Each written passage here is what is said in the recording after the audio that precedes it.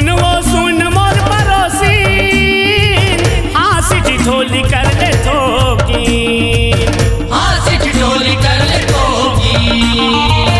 मुझ मुँह चाले मट मटही, मन मोर लागे नहीं तोर भी, मन मोर लागे नहीं तोर भी। आना हंस ले हंसा ले ओ मयाला बढ़ा ले, वो जिंदगी जिए भर है 4 दिन।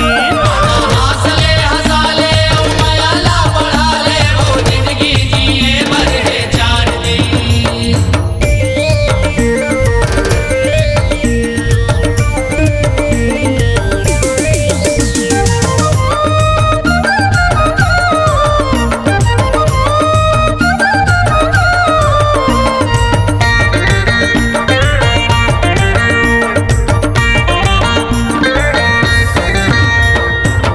एक तीर घर दुआर अंगना, पीरित के बांध ले वो बंधना, पीरित के बांध ले वो बंधना।